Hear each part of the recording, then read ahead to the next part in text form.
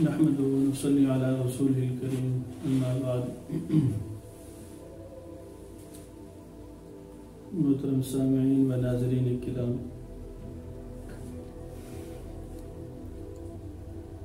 چند دنوں سے سلسلہ جاری ہے کہ عام طور پر جیسے جنات وغیرہ یا سایہ وغیرہ یہ چونکہ بیماری عام ہو چکی ہیں، اور ہمارے استاد محترم فرمایا کرتے تھے کہ اس کی وجہ یہ ہے ان چیزوں کے عام ہونے کی کہ چونکہ آج کل قرب قیامت ہے، فتنوں کا دور ہے، بے حیائی عام ہو چکی ہے، تو اس کی وجہ سے اللہ رب العزت نے جنات کو اور ان مصیبتوں کو، پریشانیوں کو اللہ رب العزت نے ہمارے اوپر عذاب کے طور پر مسلط کر دیے. اگرچہ ان کے چند چیزوں کے اسباب بھی ہوتے ہیں، اگرچہ اکثر لوگوں کو جنات وغیرہ کا سایہ یا جادو وغیرہ کا سایہ اثر ہو جاتا ہے، اور اس کی ایک وجہ یہ ہوتی ہے کہ یہ زیادہ تر ان لوگوں پر ان کا حملہ زیادہ ہوتا ہے جو پاکی اور ناپاکی کا خیال نہیں کرتے. مثلا اکثر لوگ تو پیشاب کے قطروں کا خیال نہیں کرتے، یا اسی طرح ان کے پیشاب کے چھینٹے وغیرہ ان کے کپڑوں پر گرتے رہتے ہیں، یا یہ کسی طرح کبھی ایسا ہوتا ہے کہ میاں بیوی آپس میں ہم بستر ہوتے ہیں، جماع کرتے ہیں، تو اس کے بعد نہانے کا اہتمام نہیں ہوتا، غسل کا اہتمام نہیں ہوتا، یا غسل کرنے میں خواہ تاخیر کرتے ہیں، حالانکہ تاخیر اور دیر کرنے کا کوئی سبب موجود نہیں ہوتا. یا تو ایسا کر لیا کریں کہ جیسے ایک تو ہے کہ انسان کپڑوں کو پاک رکھے اور باوضو اگر رہے تو ویسے بھی یہ چیزیں انسان سے دور ہو جاتی ہیں اور وہ انسان اللہ کی حفاظت میں آ جاتا ہے. اور اگر کوئی ایسی مجبوری ہو کہ مثلا انسان اپنی بیوی سے ہم بستر ہوتا ہے، جماع کرتا ہے، تو ویسے سنت طریقہ تو ہے کہ آپ صلی اللہ علیہ وسلم کے بارے میں آتا ہے کہ آپ صلی اللہ علیہ وسلم رات کو آرام فرماتے تھے، اور صبح تہجد کے وقت اگر ضرورت ہوتی تھی تو اپنی بیوی کے پاس چلے جاتے تھے اور اپنی ضرورت پوری کر لیتے تھے. ویسے بھی حکماء بھی فرماتے ہیں کہ چونکہ رات کو ہم بستر ہونا فوراً کھانے کے بعد ویسے بھی نقصان ہے، کیونکہ اس وقت معدہ انسان کا بھرا ہوتا ہے،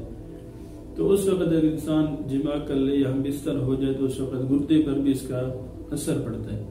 تو ایسے سنت ہے کہ انسان صبح نماز کے لیے جیسے اٹھے تو اس سے پہلے اپنی خواہش پوری کر لے، تاکہ اس کے بعد اگر اس کو غسل کی ضرورت ہو تو فوراً غسل کر لیا جائے، تاکہ زیادہ دیر بغیر کسی وجہ کے اس کو ناپاکی کی حالت میں نہ رہنا پڑے. تو اسی طرح اگر انسان خاص طور پر ان چیزوں کا اہتمام کر لے تو اس سے بہت زیادہ فائدہ انسان کو ہو جاتا ہے کہ انسان عام طور پر ان چیزوں سے محفوظ رہتا ہے. اور ویسے بھی آپ تجربہ کر کے دیکھ لیں کہ اگر آپ باوضو رہیں اور آپ اپنے ساتھ ایک مسواک رکھنے کی کوشش کریں تو انشاءاللہ ویسے بھی آپ کے اوپر جو مصیبتیں اور آزمائشیں ہیں وہ ختم ہو جائیں گی. جتنی بھی آزمائشیں مصیبتیں آتی ہیں عام طور پر ناپاکی کی وجہ سے، یا بے وضو انسان رہتا ہے تو اس کی وجہ سے ایسی حالات ہمارا پیش آتے رہتے ہیں. چنانچہ اس سے پچھلے والی ویڈیو کے اندر بھی ہم نے ایک علاج کا طریقہ بتایا تھا کہ جادو جنات کا ایک طریقہ ہے کہ آخری 2 صورتوں کا انسان پڑھنے کا اہتمام کرے. اور بعض ساتھی یہ بھی سوال کرتے ہیں کہ بعض اوقات ایسا ہوتا ہے کہ جگہ جو ہوتی ہے وہ وزنی ہوتی ہے، چاہے انسان رہائش اختیار کرتا ہے یا بچے وغیرہ جس کے ساتھ ہوتے ہیں تو وہ جگہ اکثر عام طور پر وزنی ہوتی ہے. تو اس کا بھی ایک علاج تو یہ ہے کہ وہ آخری 2 صورتیں جیسے ہم نے پہلے بتایا کہ ان کو پڑھ کے پانی پہ دم کر کے اس گھر کے کناروں کے اوپر ان کو مارا جائے. اور ایک طریقہ یہ بھی ہے کہ آپ صلی اللہ علیہ وسلم نے ارشاد فرمایا کہ سورۃ البقرہ جو ہے اس گھر کے اندر اگر اس کی تلاوت کی جائے درمیانی آواز کے اندر 11 دن کروا لیں یا 13 دن کروا لیں، اگر زیادہ مسئلہ ہو تو 40 دن تک انشاءاللہ کروانے سے انشاءاللہ مکان جو ہے وہ آثیر سے یعنی جنات وغیرہ سے، خطرناک چیزوں سے، شیاطین سے پاک ہو جاتا ہے. کیونکہ حدیث میں بھی آتا ہے کہ سورۃ البقرہ ایک ایسی چیز ہے کہ اس کا مقابلہ باطل نہیں کر سکتا، خواہ وہ جادو ہو یا جنات ہو یا سایہ ہے یا کوئی بھی چیز ہو، اس کا مقابلہ نہیں کر سکتی. چنانچہ اس چیز کا اگر آپ اندازہ کرنا ہو کہ بھی گھر کے اندر سایہ ہے، ایک تو ویسے گھر والوں کو اس چیز کا اندازہ ہو جاتا ہے، پتہ لگ جاتا ہے. اگر کسی نے جاننا ہو تو پھر اس کا ایک طریقہ یہ ہے کہ آپ کوئی بھی کپڑا اس مکان کے اندر رکھ دیں، بچھا دیں، اور اس کے بعد اس کو اٹھا لیں اور اس کے اوپر ان 7 چیزوں کو پڑھ لیں جن کو 7 حصارہ کہا جاتا ہے. حدیث کے اندر آتا ہے کہ 7 حصارہ، حصارہ حصار کی جمع ہے اور اس کا معنی ہوتا ہے دیوار. جو آدمی اس کو صبح شام پڑھ لیتا ہے تو اللہ رب العزت اس کو ہر قسم کی تکلیف سے، مصیبت سے محفوظ فرما لیتے ہیں. اسی لیے اس کو آپ صلی اللہ علیہ وسلم نے حصار سے یعنی دیوار سے تعبیر کیا ہے. چنانچہ نے بتایا تھا کہ سورۃ الفاتحہ الف لام میم کا پہلا رکوع، آیت الکرسی اور آخری 4 قل،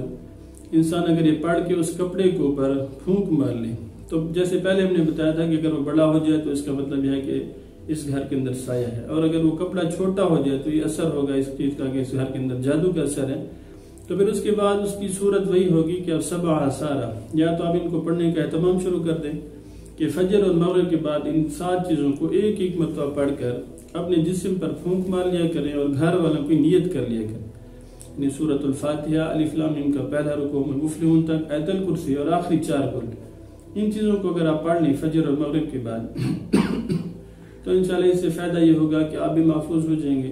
اور آپ کے گھر والے بھی، کیونکہ حدیث کے اندر آتا ہے کہ جو آدمی ان کا اہتمام کرتا ہے اللہ رب العزت اس کو ہر قسم کی تکلیف سے محفوظ فرماتے ہیں، حتیٰ کہ آپ کے جسم میں کوئی ایسی بیماری بھی نہیں لگے گی جو آپ کے لیے مہلک ہو اور آپ کو مرض وفات تک لے جائے. تو ان چیزوں کا ویسے بھی اہتمام کرنا چاہیے کہ حدیث کے اندر اس کی بڑی فضیلت آئی ہے. دوسرا ہے کہ اگر کوئی آدمی پڑھنے سے قاصر ہو اور نہ پڑھ سکتا ہو تو پھر اس کا ایک طریقہ یہ ہے،